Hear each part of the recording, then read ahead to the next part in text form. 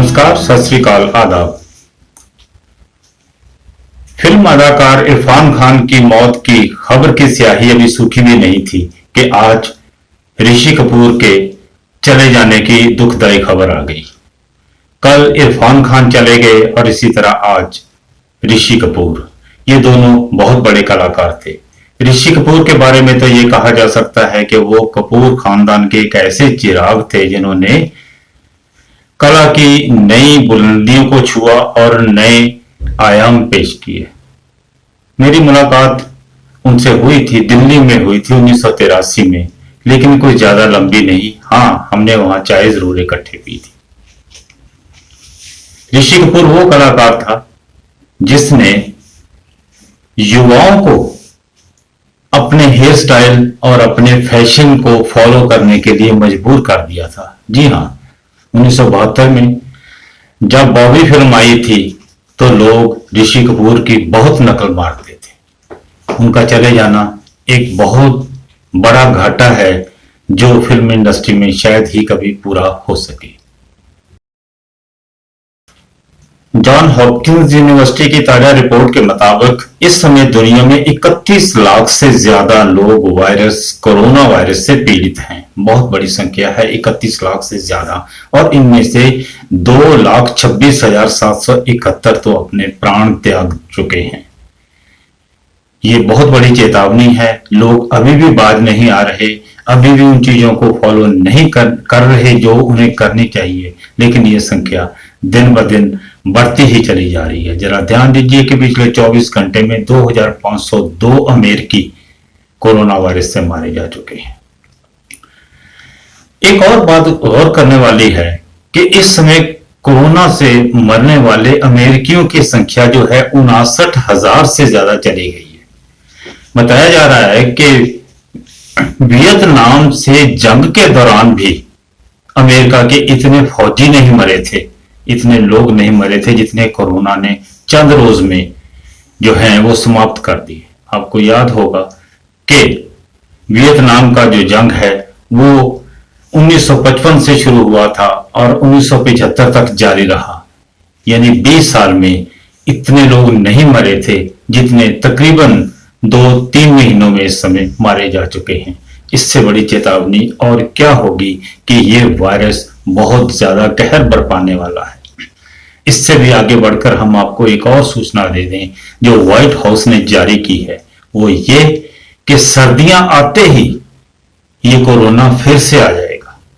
जी हां, इसे ध्यान से सुनिए कि सर्दियां आते ही कोरोना फिर से आ जाएगा। ये व्हाइट हाउस ने चेतावनी दी है, इसलिए इसको जहां तक हो सके बचाव ही किया जाए इससे, क्योंकि इसका इलाज अभी है नहीं।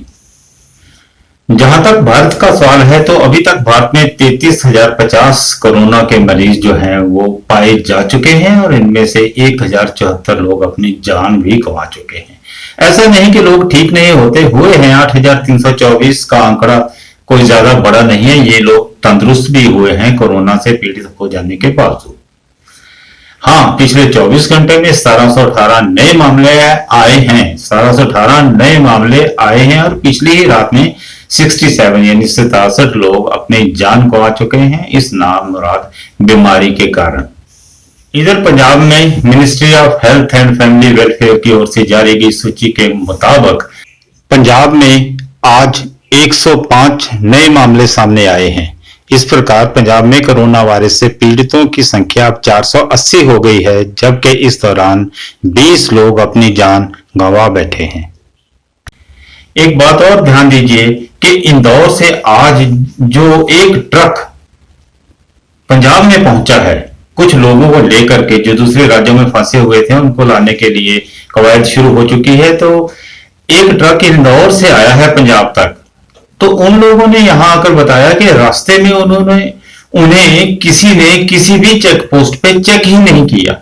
ये बड़ी विचित्र बात है कि एक तरफ बताया जा रहा है कि लॉकडाउन है, सीमाएं सील कर दी गई हैं, लेकिन ये लोग यहां सीधे पहुंच गए और रास्ते में कहीं कोई चेकिंग नहीं हुई, जो कि हैरानीजनक है और साथ ही चिंताजनक भी। इस बीच ये भी बताया गया है कि 3,612 लोग जो हैं वो नांदेड़ साहब से यहाँ पहुंच चुके हैं, जो वहां पर गुरुद्वारा साहब में फंसे हुए थे, वो यहाँ आ चुके हैं और इन लोगों को 21-21 दिनों के लिए क्वारंटाइन में भेज दिया गया है।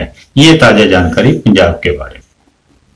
कोरोना के वो मरीज जो असिम्प्टोमेटिक हैं, यानी जिनमें वो सिम्टम्स, वो निशानियां, वो चिन्ह नहीं होते जो कोरोना के मरीज में अक्सर पाए जाते हैं, उनकी पहचान के लिए अब अमेरिका जो है वो कुत्तों की मदद लेने जा रहा है। जी हाँ, ये माना जा रहा है कि कुत्तों में सूंघने की शक्ति बहुत प्रबल होती है और वो किसी ऐसे मरीज को भी पहचान सकते हैं, सूंघ कर पहचान सकते हैं कि उसके अंदर कहीं कोई इन्फेक्शन चल रहा है।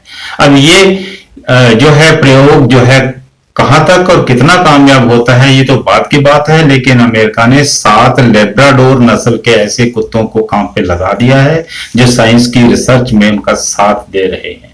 बताया जाता है कि कोरोना के मरीज के जो हैं उनके पांव में, विशेषकर अंगूठे पे कुछ ऐसे निशान हो जाते हैं जैसे निशान स्नो बाइटिंग या हिमदंश के कारण होते हैं।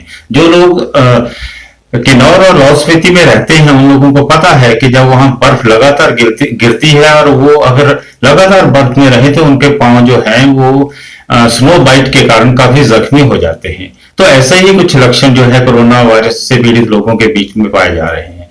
और वैसा भी है कि जो लोग युवा हैं उनके शरीर पे कहीं ना कहीं कुछ ऐसे चकते हो जाते हैं जो वैसे तो नजर नहीं आते, लेकिन जब वो पूरी तरह से उफान पर होते हैं तब जाकर नजर आते हैं। जिन लोगों के शरीर पर चकते होते हैं या पांवों में जख्म होते हैं उनसे एक विशेष किस्म की दुर्गंध उठती है जिसे पहचानने में कुत्तों के पास से एक जबरदस्त नाक होती है। और अभी ये ट्रायल बेस पर है, अगर ये कुत्ते ये पहचानने में कामयाब हो सके कि ये मरीज जो है ये कोरोना का है तो इससे बहुत बड़ी उपलब्धि हमें हासिल होने जा रही है जो मनुष्यता के काम आएगी। आपको बता दें कि इससे पहले मलेरिया के मरीजों को भी कुत्ते सूंघ कर बता चुके हैं कि ये मरीज जो है ये मलेरिया से पीड़ित है। हमारे यहाँ मंत्री और मुख्यमंत्री तक लोग जो हैं और दूसरे नेतागण जो हैं वो कोरोना वायरस के दौरान लगे हुए लॉकडाउन की परवाह नहीं कर रहे हैं। उनकी शादियां भी हो रही हैं, धार्मिक अनुष्ठान भी हो रहे हैं, वो अपनी पार्टियों की मीटिंग भी कर रहे हैं। लेकिन अमेरिका के उपराष्ट्रपति पेंस को ऐसा करना बहुत जो है वो भारी पड़ रहा है। उपराष्ट्रपति पेंस मिनीसोटा के मायो क्लिनिक में उन मरीजों को देखने गए जिन्हें क्वारंटीन किया गया है और जिनका इलाज चल रहा है, लेकिन उस समय उन्होंने अपने मुंह पर मास्क नहीं लगा रखा था और बात इतनी बढ़ गई कि उनके साथ चल रहे स्टाफ ने भी उन्हें टोकना शुरू कर दिया कि जब बाकियों ने मास्क पहने तो आपने क्यों नहीं। और आखिरकार उन्हें बाद में अपने ऑफिस आकर के एक बयान जारी करना पड़ा कि वो क्योंकि स्वयं कोरोना से पीड़ित नहीं है इसलिए वो ऐसा कर बैठे। कोरोना वायरस से बचाव के लिए बनाई गई दवाई रेमडेसिविर हालांकि अपने प्रारंभिक जो है चरण में वो फेल घोषित करती गई थी क्योंकि वो 3 बार टेस्ट किए जाने के बावजूद कोई अच्छा परिणाम नहीं दे सकी। लेकिन अब माना जा रहा है कुछ संशोधित तरीके से जो है टेस्ट किए गए हैं तो परिणाम अच्छे आए हैं। अगर ये दवाई कामयाब हो जाती है तो ये एक बहुत बड़ी उपलब्धि होगी और कहा जा सकता है कि कोरोना से लड़ने में ये मनुष्यों का साथ दे पाएगी। खैर ये अभी दूर की बात है और हो सकता है कि बहुत जल्दी ये सही भी सिद्ध हो जाए। जालंधर में लगातार कोरोना के मामले बढ़ते चले जाने के कारण उसे कंटेनमेंट एरिया जो है वो घोषित कर दिया गया है। कंटेनमेंट जोन वो होता है जहां किसी प्रकार की सहूलत या रियायत नहीं दी जा सकती। रियायत इस तरह से कि जैसे अब लॉकडाउन में 4 घंटे का कर्फ्यू जो है उसकी रियायत दी जा रही है तो अब ये कंटेनमेंट जोन में नहीं दी जाएगी। जालंधर के 24 इलाके ऐसे हैं और साथ के 4 गांवों में ये सहूलत अब उनको नहीं दी जाएगी। हालात ऐसे बन चुके हैं कि चारों तरफ से ऐसी ही खबरें आ रही हैं, कोई खुशी की खबर नहीं आ रही, कोई हंसी की खबर नहीं आ रही, कोई अच्छी खबर नहीं आ रही। तो ऐसे में अगर कोई शेर कहा भी जाए तो क्या कहा जाए।